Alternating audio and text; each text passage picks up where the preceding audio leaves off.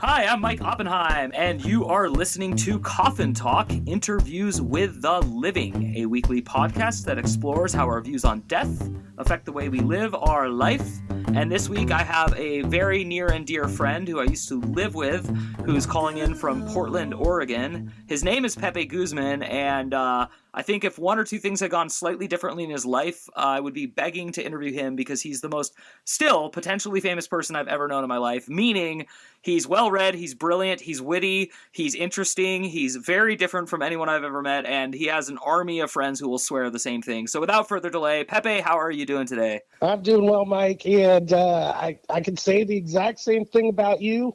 As noted, we're kind of bizarro images of each other. I think the baseline that you described about me very nicely, thank you, applies to you. I think where we skew different is that you're, extremely focused and, get things done, where I am pathologically lazy, almost to a crippling extent. But thank you so much for that warm intro.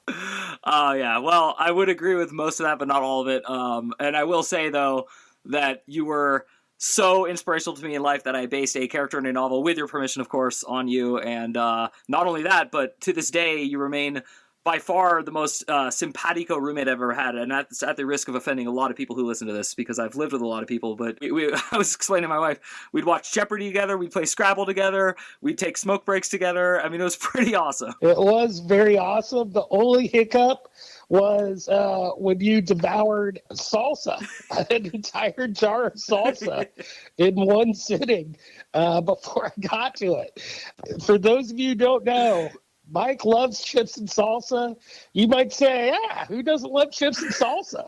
I think that any Mexican restaurant by him has changed their free chips and salsa platform. They're like, this guy's going to put us out of business. So. But yes, you were an amazing roommate as well. None better. Awesome, man. Well, I miss you a lot, but this podcast has become a great vehicle for having intelligent and interesting conversations with friends who live far away. So normally I wait and kind of interview the person and get background info, but I just like to go with my intuition, and I had a feeling it would be better to actually start the podcast with the essential question of the entire show, which is, what do you, Pepe, think happens when you die? Yeah, it's a great question. I personally like to think that, I believe Einstein said that, or someone said that energy, can't be destroyed. It's just redirected. That's a paraphrase. So I believe that, our soul, or the energy that animates our body, once we die, it gets redirected into another form, whether that form's a comet, another human, a bird, a tree, a bee, what have you. It's kind of reincarnation. I don't think it's as linear as, I was Rasputin, then I was Genghis Khan, then I was a peasant. But I think that, that energy which animates us, and the energy which is present in every atom, is in a sense God. And for lack of a better word, and, we just kind of, that energy shuffles from place to place. I mean, that's a fantastic answer. It's very intelligent, and it really leaves a lot of room for different behavioral analysis, which is kind of why I wanted to ask you first, because I think obviously the point of the show is to find out literally how people's views on death affect the way they live. So I'm curious, you are one of the more strongly socially considerate people I've ever known. You convinced me in a short period to care about other Americans with healthcare, for example, because I was a young 20-something who had no health bills and didn't care. So I'm curious, since we don't know where we come from, your atom energy might be from someone or not, does this affect your opinion of crime and punishment, the death penalty specifically? No, not so much. I think that, I've always thought it would be horrible to look at someone and, let's say someone's in a wheelchair and be like, well, they're paying a karmic penalty for their last life, I think that morals, should be totally independent of either religion or where we think that we're going to spend eternity. Like, oh, don't do that, you're going to go to hell, or oh, you do that, you go to heaven. I think that we should act in a humane way towards other people because it's the right thing to do. As far as like the death penalty, I'm pretty far left wing. I'm a socialist, what have you. I personally don't, but I'm not what you'd call liberal necessarily. Yeah. I do think that in certain instances, the death penalty.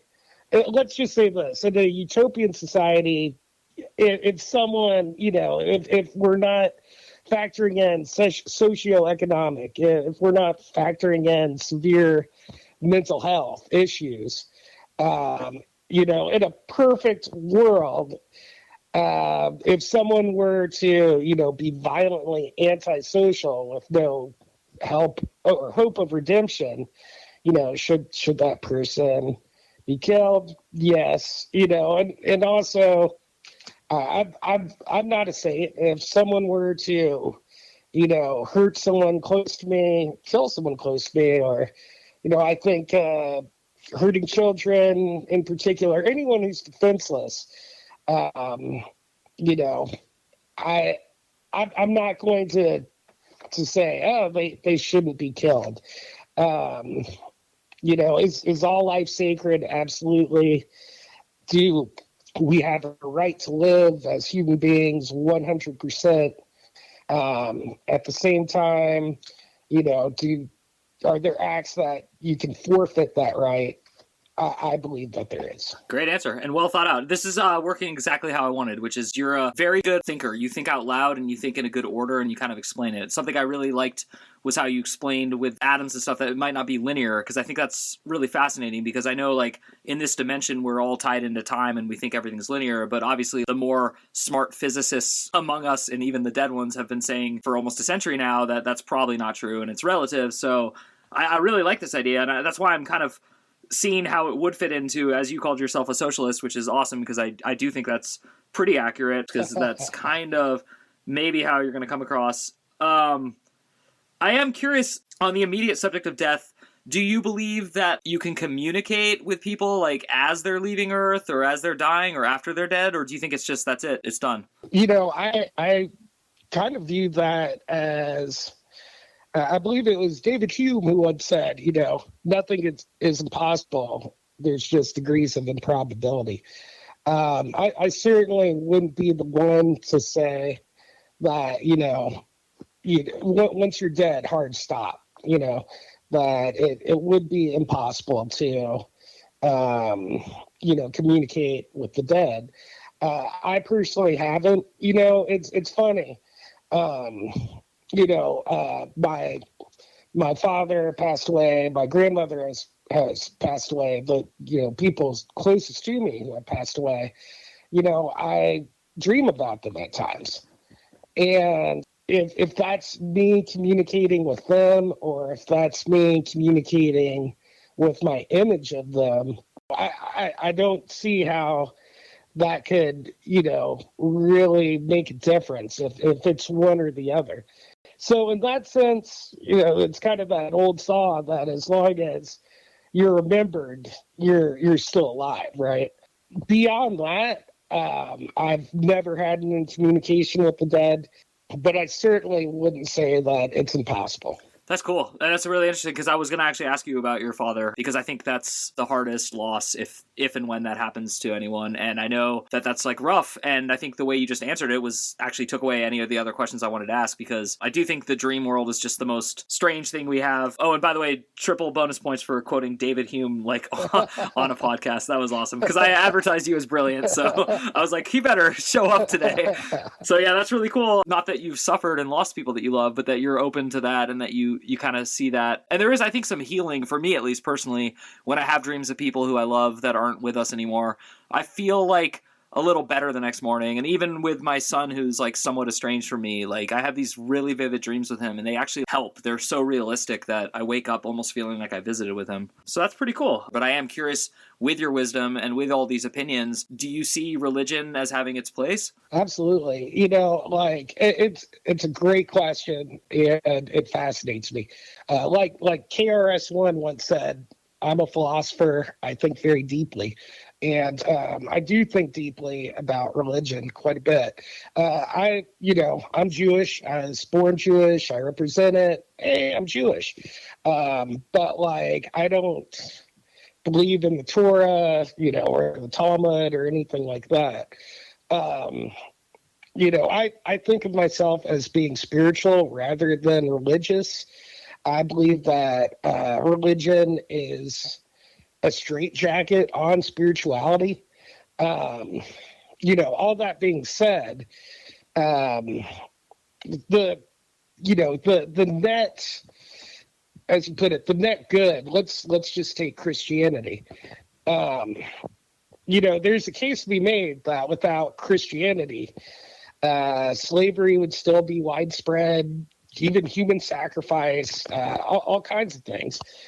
Because Christianity, in a way, introduced the idea that, like, hey, don't be a dick, the message of Jesus itself, is beautiful, love everybody, turn the other cheek, don't throw stones. So, over centuries, it evolves into like, well, we're saying love everybody. I can't really keep slaves in, can we? It's kind of the bedrock to a moral code. Now, the bad that comes from religion is that, people take, again, Christianity, a message, hey, love everybody, and, kill people over it. It doesn't quite make sense. It's not necessarily the religion's fault. It's just people manipulating the religion for their own ends. But in the grand scheme of things, I believe that religion is a net good. Can you repeat that? Is a what? Net good. Oh, a net good. Okay, sorry. I think you said a necktie for some reason. Oh, no, sorry. I was smoking a cigarette. Aha. That was actually going to be one of my last questions to ask you is, do you still smoke? Yes, I do. So may I ask you, how old are you? Are you 46? 48. 48, okay. Do you plan on quitting at 48? Does that even like remotely bother you, scare you? Hey everyone, if you're a fan of the show, please head over to mikeyop.com and click the subscribe button. It's the best way to support us, and it's free. That's MIKEYOPP.com. Thanks. No, I'm really good at smoking, so I feel like it'd be a tragedy. I'm not good enough to get paid for it. I'm not a professional smoker. In fact, I pay to smoke. But no, weirdly enough, that's never, I've never tried to stop smoking. I know it's awful, and I'm giving money to some of the biggest bastards in the world, but I really enjoy it. I would love to pause on this subject and ask you more questions because I quit smoking, and I'm glad I did for like all the reasons anyone who quits is, but I still always tell people it's my favorite thing I ever did in my life. Like there's nothing... first of all, there is research that nicotine does actually really give you these like creative bursts of energy and stuff. So I don't think it's a stretch to say that it is like wonderful in that way. Now, obviously smoking, the vehicle through which you're taking it in, is like disastrously bad for you. Have you ever thought about chewing nicotine gum or like using these new, there's a lot of products now that are designed to help people still consume nicotine, but not physically inhale smoke. Do you care for that at all? No. 9 years ago, I was pretty ill and I was hospitalized for a while. And when I was in there, I wasn't even thinking about smoking, I was just like, and they're like, oh, we better give them a nicotine patch. And I'm like, oh, okay. And it kind of made me nauseous. It didn't work out for me. So, since then, no, just the old cigarettes. That's the thing for me. Yeah, and I understand all that, and I'm not expecting to talk you out of it, nor am I even trying to. I'm actually just trying to figure out the mentality of someone and how they make choices. So you have no fear of death, I'm going to guess. Is that correct? I wouldn't say that. I have kind of recently developed this anxiety about driving. It's really specific, like in specific places. I can drive around town without any problem. But sometimes on the highway, I get really, anxious. Not to a panic attack point. I wouldn't say that I'm scared of dying. I would say that I do enjoy living. But I honestly, I rarely think about dying, if that makes sense. Yeah, of course it does. It's also a good way to live. The driving thing is interesting because I've always had anxiety about driving, and I've been in, 3 really serious car accidents. You remember, obviously, one of them very well because you helped me rehabilitate, and that's when we became roommates. I rear-ended someone about 2 years ago, so that was the first time I'd ever caused one. But I've been in these situations where someone's recklessness or just carelessness is what nearly killed me multiple times. So I not only understand that anxiety, but I think it's probably decent for people to have some relative anxiety when driving. But I'm kind of curious, is there maybe the same way dreams speak to you? Do you think there's a deeper intuitive feeling you have that maybe this is a way to avoid death, that if you follow that anxiety, you'll reduce your speed, you'll be more careful? I would think so. It's funny because it's, in particular, it's driving to my friend Brittany's house. She lives in the Dalles. And I drove there recently with a friend. And, she was well aware of my anxiety. And we got passed by literally every car on the road, So it's an hour and a half drive. It took us 2.5 hours. Oh, my gosh. Yeah, it was bad. So I don't think that it's a bad thing to pay attention to what your psyche is telling you. I'm not hurting anybody. Maybe I'm irritating someone behind me. They can pass me. It's a harmless way to respond to that anxiety. Yeah. Also, take your time. Unless you have a real reason to be in a rush, which most people shouldn't, that's kind of how most accidents happen, is people are just too much in a hurry. But I did use a specific word, and I would love to hear your take on it, because since we parted ways and I moved back to California and then went through a lot of changes in my life, I have become a huge proponent of trying to not only tap into my intuition, but to also listen to it. And so I would love to ask you, because you're my philosopher, what is your opinion on intuition? Do you have any theories on it? Do you believe strongly in it? Yeah, I do believe in intuition, and, I think it's very important to listen to it. It's, we forget that we're animals, essentially not essentially, that's in fact what we are. We're animals. And every other animal is born with an innate sense of, the birds flying south for the winter, sense of preservation, what have you. I believe that humans are obviously wired in the same way. We have our own things that have either been, smothered by society as well, that's not rational, or smothered by science, well, we can't prove that, so therefore that can't exist.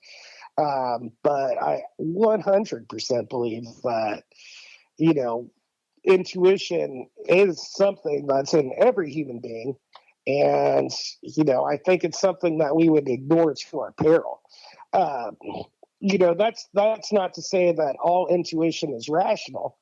And I think that's the tricky part, is to decide what is rational and what's irrational intuition.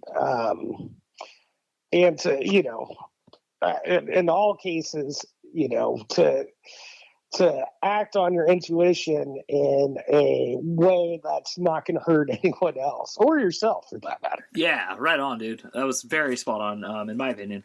So I'm curious, and this might take you a second to think about, what is the best intuitive decision you ever made? Man.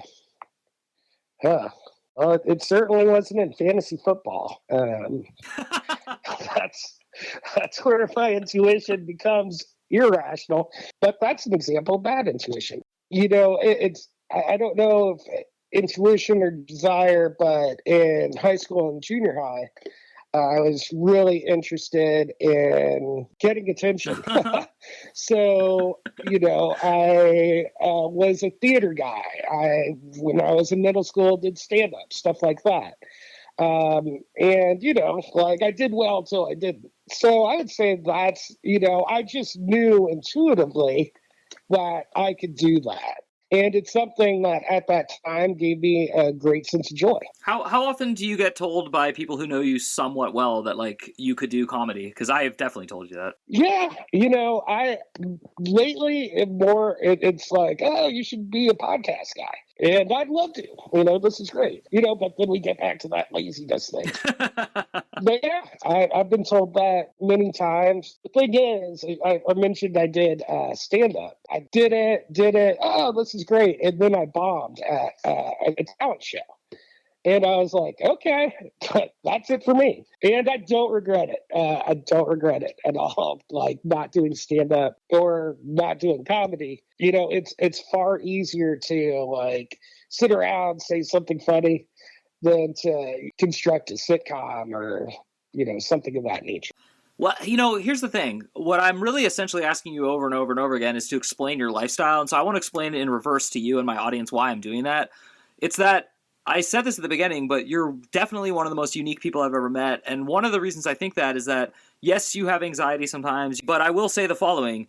You're definitely one of the most self-content and self-assured people I've ever met who isn't obnoxiously arrogant and mean and like weird about it. You just seem to have this, you just take it as it comes. Even with your father, which I mentioned, you just have this unique ability in my perspective to take life as it comes. And so I'm trying to figure out where that philosophy came from. And all of your answers explain it, but they don't give like this exactly clear like sentence I could sum it up in. So I'm going to turn the tables on you. How would you explain your life philosophy? What is your motto, so to speak? I believe that, at least for me, I believe that for human beings in general, what we all look for is peace of mind, right? And some people look to obtain peace of mind outside of themselves. Like, if only I had a Ferrari, then I'd be happy. Or, then whatever, some type of status symbol. When I was 19, I came up with what I called the secret of happiness. And it's not really a secret of happiness. It's, I think, a guide to obtaining peace of mind. And I'll just go through it. It's 3 things. I and a bunch of my friends would go to Venice Beach on occasion and like hand out flyers saying, here's the secret of happiness. This girl I was dating at the time, her grandmother said that I was trying to start a cult. And I was like, if I charged for it, maybe I'd be rich right now in a bathrobe, in Beverly Hills. But I didn't. But it's 3 things. The first thing's question authority. Because if you don't question authority, it can lead you into dark places. For instance, you could get sent to war. It's unfortunate now, the era of fake news and stuff like that.